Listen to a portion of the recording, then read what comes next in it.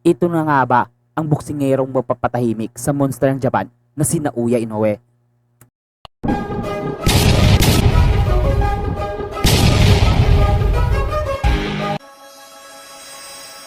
Kakapanalo lang pala mga idol ng pinakabatang 3 Division World Champion sa kasaysayan na si Bam Rodriguez. Sa edad na 26 years old ay naging 3 Division World Champion na ito, na posibleng susunod na makalaban kung hindi lang nito iiwasan ng monster ng Japan na si Naoya Inoue. Ang labang ito pala mga idol ang pinakaunang pag-akyat ni Bam Rodriguez sa Bantamweight Division, at kinaharap agad nito ang kasalukuyang World Champion na kasalukuyang may hawak sa titulo ng WBA sa Bantamweight Division na si Antonio Vargas, na dating Olympic gold medalist sa amateur boxing. Sa ngayon mga idol is rank number 3 ang monster ng Japan na si Naoya Inoue sa pound for pound rankings, habang itong si Bam Rodriguez naman ay kasalukuyang rank number 5.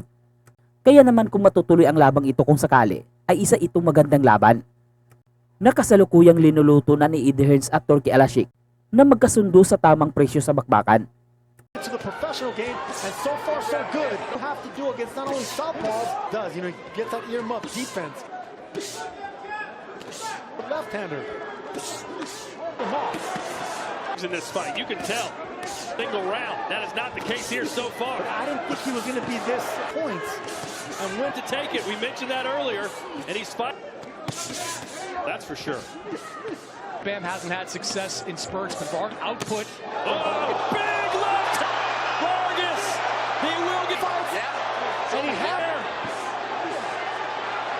how to react when hurt. Champion. Easier said than done. A little bit bigger. Sa labang ito pala mga idol is 2 beses pinabagsak ni Bam Rodriguez ang kasalukuyang WBA champion sa Bantamweight Division, na pinanalo ang labang ito sa isang impresibong knockout sa round 6 at itinanghal na pinakabatang 3 Division World Champion sa kasaysayan ng boxing sa edad na 26 years old pa lamang.